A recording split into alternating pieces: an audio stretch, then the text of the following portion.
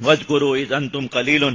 حالات مسلمانوں کے ہمیشہ جہاد سے بدلتے ہیں. اللہ رب العزت نے صحابہ کرام کو یہ بات جتلا دی کہ دیکھو بدر سے پہلے کی اسلام کی تاریخ کیا ہے.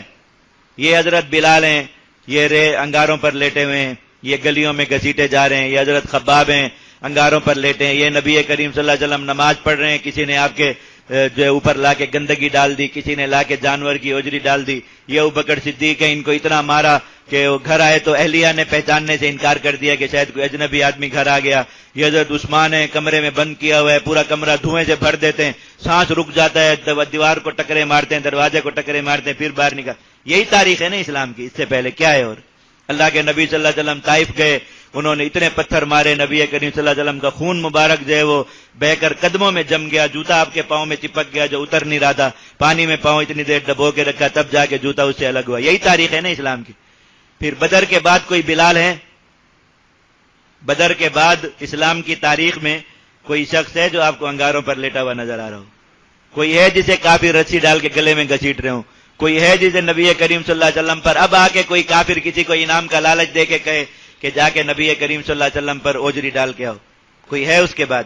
اللہ تعالیٰ نے صحابہ کرام کو جتلایا کہ اللہ تعالیٰ نے تمہارے حالات کس چیز کی وجہ سے بدلے ہیں. جب تم نے کفار کے خلاف تلوار اٹھا لی، اللہ نے تمہارے حالات بدل دیے. کل تک تم کمزور تھے، آج تم طاقتور ہو. کل تک تمہیں گھسیٹتے تھے، آج تم ابو جہل کو، کل تک ابو جہل گھسیٹتا تھا، آج تم ابو جہل کو گھسیٹ رہے ہو. یہ حالت کیسے بدلی؟ جہاد سے بدلی. مسلمانوں پر جب بھی یہ حالات آ جائیں گے، سوائے جہاد کے کوئی طریقہ نہیں اس سے نکلنے کا. آپ کتنے سیمینار کر لیں 5 اسٹار ہوٹلوں میں، کتنے گنجے گنجے سر ٹکرا کے امت مسلمہ کی پستی کے اسباب اور اس کا علاج، دن رات نئے نئے علاج تجویز کرتے رہیں، ہومیوپیتھک دوائی جتنا فائدہ بھی نہیں ہوگا. جو علاج ہے وہ اللہ رب العزت نے بتا دیا کہ صحابہ کرام کو مثال بنا کے دکھایا ہے کہ تم کل تک اپنی حالت پہ غور کرو تم کیا تھے اور آج تم غور کرو اب کیا ہو. اللہ رب العزت بدر کے بعد صحابہ کرام کو جتلا رہے ہیں کہ ذرا اپنے بدر سے پہلے والے حالات پر نظر رکھنا، اگر پھر یہ بدر والا کام چھوڑ دو گے وہی پرانے حالات آ جائیں گے. اور وہ ایک اسلام کی ایک تاریخ ہے جسے آپ نہیں مٹا سکتے. آپ بدر والے کام کے ساتھ کھڑیں، آپ دنیا میں اس طرح غالب ہیں کہ آپ کے غلبے کا سفر رکنے پہ نہیں آ رہا، اور جیسے ہی آپ اس کام سے ہٹیں واپس جاتے جاتے ایسے آپ زمین پر سکڑ کے رہ گئے کہ کوئی سلطنت اور کوئی قوت باقی نہیں رہی.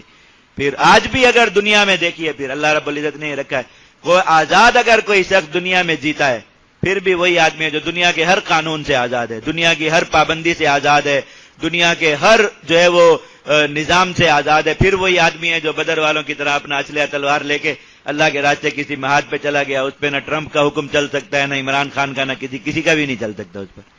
تو اللہ تعالیٰ نے صحابہ کرام کو خود جتلایا کہ تم اپنا وہ وقت یاد کرو جب تم بہت تھوڑے تھے. اذ انتم قلیل، تم بہت تھوڑے تھے. مستضعفون فی الارض، زمین میں انتہائی کمزور تھے. تخافون ان یتخطفکم الناس، اور ہر وقت اس بات سے ڈرتے رہتے تھے کہ لوگ تمہیں اچانک حملہ کر کے ختم کر دیں. بس مکہ میں تھے، کوئی پتہ نہیں تھا. مشرکین ایک رات اتفاق کر لیتے کہ سارے مسلمانوں کو ختم کریں تو راتوں رات نکل کے مار دیتے. کون ان کو پوچھتا؟ مسلمانوں کو تو دفاع کی بھی اجازت نہیں تھی. اللہ تعالیٰ نے حالات کیسے بدلے. فآواکم، اللہ نے تمہیں ٹھکانہ دیا.